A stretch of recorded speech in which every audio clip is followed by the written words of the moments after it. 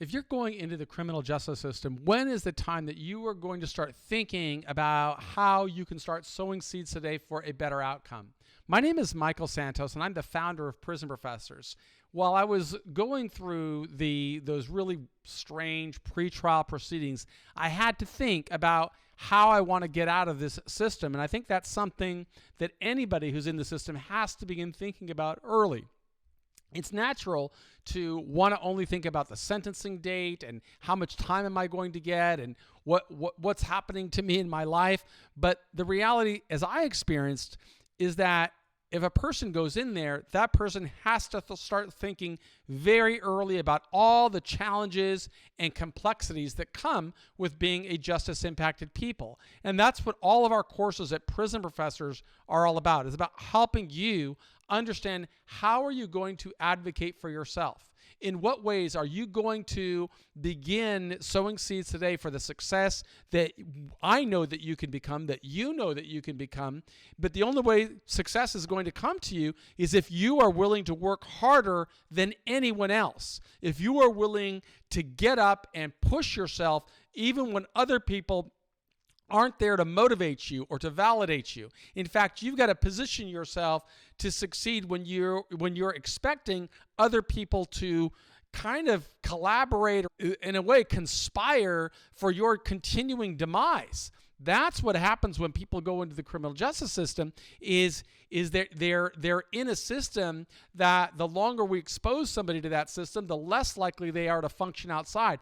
And this doesn't matter.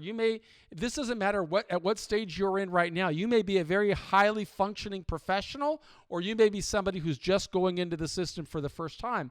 Regardless of that background, once the system targets you, for whatever reason, your fault or somebody else's fault or what you did or what somebody said you did, once that person becomes a target of the system, that person has to start sowing seeds today for how he wants to emerge. And that's why we produce digital content every day to send in to jails and prisons on these daily discussions, just trying to get people to think, what can I do now to position myself for success?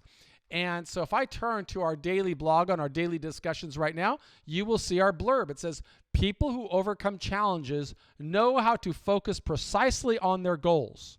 When they make a 100% commitment, they cut off distractions. Their commitment influences the friends they choose and the activities they pursue.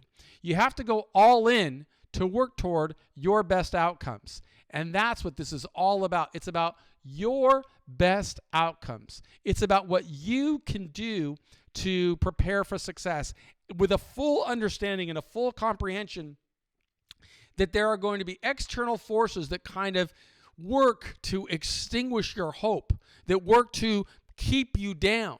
And you've got to have the fortitude and the self-directedness to say, I'm going to get up early in the morning. I'm going to do what I need to do to emerge with my dignity intact and with opportunities to thrive and prosper. I never asked anybody to do anything that I didn't do. And it was really this commitment to saying, I'm going to be better every day. That's what pushed me when I was going through 9,500 days in prison. And it's what I want to share with you in today's lesson. So I turn back to the lesson today and kind of scroll down. I'm just going to read with you with hopes that you will follow along, as this is part of our course on, personal accountability and daily self-development, personal development. It's not up to the system to change your life. It's up to you to change your life. So let's try the lesson. In federal prison, the executive assistant reports to the warden. The executive assistant is one of the few staff members authorized to communicate with the media. I remember an interaction I had with the executive assistant at the penitentiary that confined me at the start of my journey. As I recall, her name was Miss Sheffield. I approached her one day to inquire if it would be okay if I reached out to the media. She told me that I was within my rights to connect with journalists.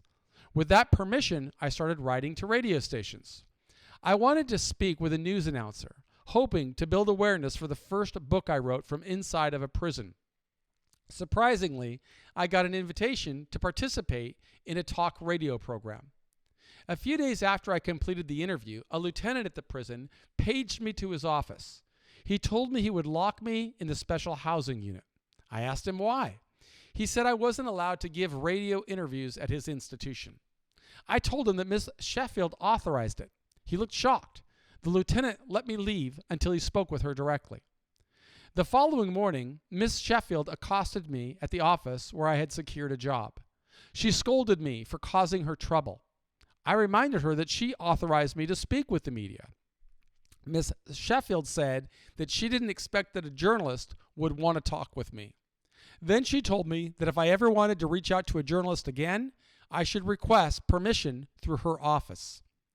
When I sat at my desk, my work supervisor told me to be careful. She said that drawing so much attention to myself could potentially set me up for problems. I told her that my primary concern was preparing for success upon release, and that I understood the goal could lead to potential issues in prison. I wasn't trying to create problems for myself in prison, yet I understood that I'd have to take measurable steps if I wanted to build a career upon release. Developing a broad support network would be an essential part of my plan. If I could generate media awareness, I explained, that would allow me to communicate with thousands of people at one time, and that strategy could lead to a broader support network. She admonished me, telling me to be aware of the risks. Staff members could bring problems that disrupt my adjustment, she said.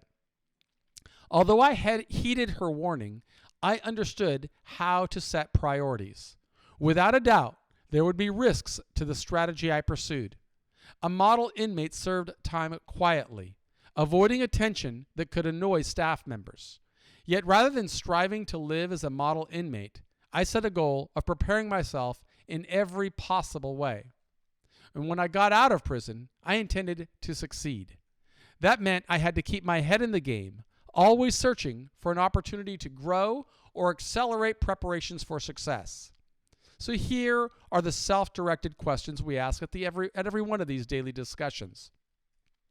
In what ways are you keeping aware of opportunities to grow? In what ways does your behavior show that you are striving to overcome the challenges of confinement? In what ways do people who succeed after confinement behave differently from those who face further challenges after incarceration? In what ways do you adjust your behavior when administrators change rules unexpectedly?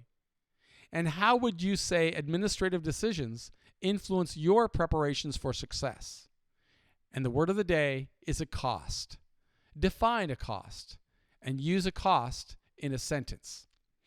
These are our self-directed learning programs that we offer and distribute through our partnerships and relationships with various digital platform providers, because we know that people in jail or prison don't always have access to classrooms. They may not have access to teachers, but they always have access and an opportunity to develop skills that will help them think about, what do I need to do today to prepare for the success that I want to become in the weeks, months, years, and decades ahead. Now, this is a strategy, this self-directed strategy, that a person could use regardless of what stage in the journey that person may be going through right now. Sometimes people access the Prison Professor's content through an entirely different channel. They're not even in jail or prison. Instead, they're sitting at home watching this course on YouTube or listening to it on iTunes, and that's totally cool and totally fine. But if you're listening to it out there, we hope that you will do more. Not only work through the lessons, but subscribe to us on YouTube or subscribe to us on iTunes and pass this program around. If you're inside of a jail or a prison, we would ask you, hey, work with your educational supervisor and see if you can get the books and the courses that we offer here at Prison Professors so that you can use these tools to advance your prospects for success. Sadly, the main focus of an institution is really to carry out the sentence. Even though they call it a system of corrections, in all reality, you have to be the one that is self-directed and focusing on your own corrective behavior. That's what I had to do while I was incarcerated, and fortunately, I got inspired by leaders like Nelson Mandela and Viktor Frankl and other people that taught me it's not up to the system to change my life, it's up to me to change my life. And if you're in pretrial detention, you should be thinking about this with regard to how you are preparing for sentencing. If you're already been sentenced and you're on your way to prison, then you need to be thinking about, how am I going to get out of prison? How am I going to emerge from this experience stronger than when I went in? And the more thought you give to those 5 self-directed questions we asked at the end of the lesson, the better off you are going to be in building your pathway that will lead to a better life, not only for you, but for the people you love, like your children or your parents or your sibling or your spouse. This is what got me through 26 years in prison, and that's why I'm so confident it can help you as well. My name is Michael Santos, and I'm the founder of Prison Professors. On behalf of our entire team, I want you to know we're going to continue working hard to try and improve outcomes of the system, but that means we also need help from you to work on yourself. And I know that you can do it. That's why I conclude all the videos by saying, I believe in you. Thanks.